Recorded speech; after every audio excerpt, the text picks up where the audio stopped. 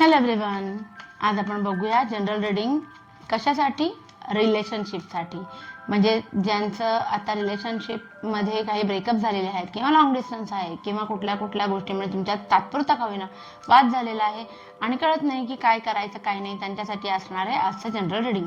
So लक्षात ठेवा, हे एक जनरल रीडिंग आहे, सगळ्यांसोबत मॅच होईलच असं नाही, पण ज्यांना त्यांच्या फिलिंग्स रेझोनेट होत आहेत असं वाटतंय त्यांनी हा व्हिडिओ नक्कीच शेवटपर्यंत बघा. कारण युनिवर्सने हा व्हिडिओ जर तुमच्या समोर आणलेला आहे तर नक्कीच काही ना काही सल्ला तुम्हाला युनिवर्स त्यातून देणार असेल, है ना. बघूया आपण सध्या तुमच्या पार्टनरच्या एनर्जीज काय आहेत. पार्टनरच्या एनर्जीज सध्या काय आहेत. ओके, तुमचे पार्टनर तर फार निवांत आहेत, काहीतरी नवीन गोष्टीची वाट बघतायत, काही महत्त्वाचे डिसिजन त्यांना घ्यायचे आहेत, पण त्याच्यात त्यांना इमोशन्स खूप जास्त इन्व्हॉल्ड आहेत. त्यांचं छान सेलिब्रेशन वगैरे चाललंय, आलेल्या संधीचा ते व्यवस्थित फायदा घेत आहेत. सो त्यांच्या लेवलला त्यांचा व्यवस्थित चाललेला आहे पार्टनरच्या एनर्जीजच्या बाबतीत. बघूया आता तुमच्या एनर्जीज काय आहेत. म्हणजे पार्टनर तर चांगले सुखामध्ये आहेत तुमचे, काहीतरी महत्त्वाचं डिसिजन घेत आहेत ज्याच्यामुळे त्यांना आनंद पण आहे. तुमच्या बाबतीत काय, तुम्ही मात्र तुमच्या रिस्पॉन्सिबिलिटीजपासून पळ काढताय. तुम्ही पण डिसिजन घेणार आहे काहीतरी महत्त्वाचा ज्याचा आयुष्यभरी असणार, पण त्याच्यात तुमचे इमोशन्स किती इन्व्हॉल्ड आहेत. म्हणजे काय म्हणतात ना, आता तुम्हाला अजून काही सहन करण्याची तुमची शक्ती नाही. तुमचं मनातलं जेवढं बोलायचं होतं तेवढं तुम्ही बोलून मोकळे झालेला आहात आणि हे सगळं इतकं क्विकली घडलंय ना की तुम्हाला अंदाज नाही आला की असं अचानक एका रात्रीत सगळं सिच्युएशन चेंज कशी झाली. आधी तर सगळं छान चाललं होतं, आता अचानक असं कसं झालं. या सगळ्यामध्ये तुमच्याकडनं काय चुकलं, तुम्ही कुठे पळवाट काढत होता या सगळ्या नात्यापासून, याची तुम्हाला सांगड बसत नाही असं दिसतंय कुठेतरी. मग आता हे झालं त्यांच्या आणि तुमच्या personal individual feelings, relationship. Partner तुमच्याबद्दल सध्या काय विचार करतात हे बघूया आपण. ते तुमच्याबद्दल काय विचार करतात. त्यांना असं वाटतं की तुम्ही ना तुमच्या करिअरकडे फोकस करायला पाहिजे. S of pentacle, page of pentacle हातात जे आहे ते सुद्धा एक्सप्लोअर करायला हवेत आणि नवीन अपॉर्च्युनिटी सुद्धा तुम्ही एक्सप्लोअर करायला हवे. कुठे ना कुठे तुमच्या करिअरकडे दुर्लक्ष झालेलं आहे असं दिसतंय. एट ऑफ पेंटाकल्स आलेला आहे, सगळे पेंटाकल्स हे काढायचं. पैशांच्या प्रती तुमच्या पार्टनरला कुठेतरी काहीतरी मॅटर करतं. त्यांना असं वाटतं की तुम्ही आता जे जॉब करताय किंवा जे काही बिझनेस करताय ते करता तुम्ही नवीन गोष्टी शिकायला पाहिजेत. तुमच्याकडनं काही ना काही सेव्हिंग घडायला पाहिजे. नवीन आर्थिक दृष्ट्यांसाठी अपॉर्च्युनिटीज तुम्ही निर्माण करायला पाहिजेत. तुमच्याकडनं ते होत नाही, तुम्ही कुठेतरी फोकस तुमचा हललेला आहे. पार्टनरच्या फिलिंग्स तुमच्यासाठी कळल्या. आता बघूया पार्टनरला तुमच्याकडनं अपेक्षा काय आहेत. अगेन तेच, पैसे आहे ते सांभाळा. तुमचं कुठेतरी दुर्लक्ष होतंय आर्थिक बाबतींमध्ये. त्यांचं अपेक्षा आहे की तुम्ही एका योग्य लेवलला अशा जावं ना की तुमच्या शब्दाला एकदम शेवटचा मान तुमच्या शब्दाचा असला पाहिजे. समाजामध्ये तुम्हाला खूप मान सन्मान असला पाहिजे असं तुमच्या पार्टनरला वाटतं. तुम्ही शून्यातनं विश्व निर्माण करू शकता, पण तुमचं खूप जास्त दुर्लक्ष झालेलं आहे. शिवाय तुमची उदासीन वृत्ती आहे ना ती त्यांच्या नजरेतनं काही सुटलेली नाहीये. त्यांना कळतंय की हे सगळं सिच्युएशन जी काही झालेली आहे, जे काही वाद झालेले त्याच्यातनं तुम्ही नाराज पण आहात. तुमच्याकडे सगळं आहे, पैसा लत्ता सगळं व्यवस्थित आहे किंवा तुमची नाती, पण तुमचं मन नाही लागत आहे त्याच्यामध्ये आणि ह्याची त्यांना तुमच्या पार्टनरला पूर्ण कल्पना आहे. मग आता पार्टनरची तुमच्याकडनं अपेक्षा काय हे पण कळलं, तुम्ही फोकस राहायला पाहिजे हे पण कळलं.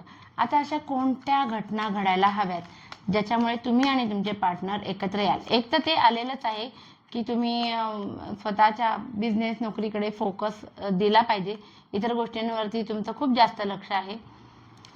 ओके, कोणत्या घटना घडतील ज्याच्यामुळे तुम्ही दोघं पुन्हा एकत्र याल. एक तर द हँगमॅन रिव्हर्स पोझिशनमध्ये तुम्ही जेव्हा कम्फर्ट झोनमधनं बाहेर जाल, आत्ता जिथे आहे तिथे कम्फर्ट, तुमची प्रगतीकडे तुमचा जो रोख आहे तो थोडा कमी आहे. जेव्हा तुम्ही त्या दिशेने प्रयत्न कराल तेव्हा तुमचा पहिलं पाऊल पडेल. दुसरं, जे झालं, जे बिनकामाचं जे पास्ट आहे ते विसरून तुम्ही पुढे जायला पाहिजे. ज्या घटना घडून गेल्या त्याच दिशेला ही व्यक्ती चेहरा करून उभी आहे. तर तेच नाही बघायचं आपल्याकडे काय आहे अपॉर्च्युनिटी, आपण काय करू शकतो, कशातनं निर्माण करू शकतो. हे तुमच्या पार्टनरला अपेक्षित आहे की तुम्ही तुमची डिसअपॉइंटमेंट, डिप्रेशन, एन्झायटीमधनं बाहेर पडाल आणि करिअरच्या किंवा स्वतःच्या प्रगतीच्या दृष्टीने पावलं टाकाल, तेव्हा तुम्ही दोघं एकत्र खऱ्या अर्थाने याल. बऱ्याच गोष्टींमध्ये ना संभ्रम आहे. जेव्हा तो संभ्रम निघून जाईल तुमच्या मनातनं, योग्य काय अयोग्य काय, चूक कोण बरोबर कोण, तेव्हा खरे सुरुवात होईल. आणि त्यांची इच्छा आहे की तुम्ही दरवेळेला ना मुळू रडत बसता. ह्या वेळेला तुम्ही ठामपणे उभं राहिलं पाहिजे. जे तुमचं चूक नाही तर चूक नाही म्हटलं पाहिजे. तुमच्या स्वभावातला हा गुण जरी सेन्सिटिव्ह असला तरी त्यांची इच्छा की तुम्ही कणखर बनायला हवे. म्हणजे समोरचा अरे करायला आला तर तुम्हाला कार्य करायची हिंमत तुमच्यामध्ये असली पाहिजे. हे सगळं घडून आलं की तुमच्या रिलेशनशिप कडे पुन्हा एकत्र येण्याकडे सुरुवात होईल. बघूया आपण आता एक शेवटचं कार्ड आणि जाणून घेऊया की या रिलेशनशिपला फ्युचर आहे की नाही. पुढे जाऊन काय फ्युचर आहे या रिलेशनशिपला.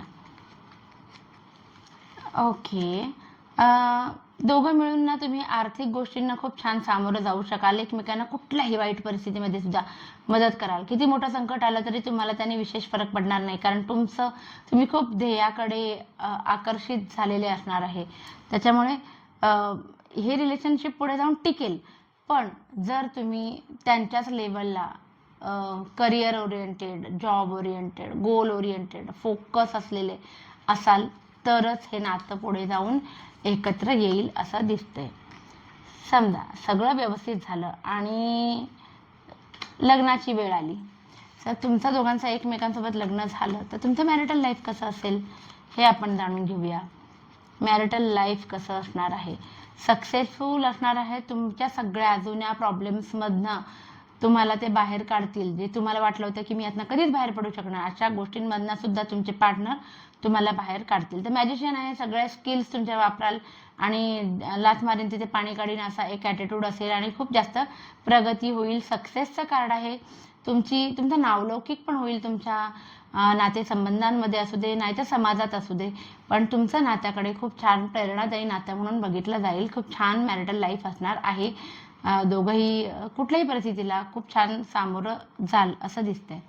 सो असं होतं आपलं जनरल रिडिंग, लव्ह रिडिंग. तुम्हाला तुमच्यासोबत ते मॅच होते असं वाटत असेल तर प्लीज लाईक, शेअर आणि सबस्क्राईब करा आणि आपली फॅमिली अशीच वाढत राहू दे. Thank you so much. Bye bye.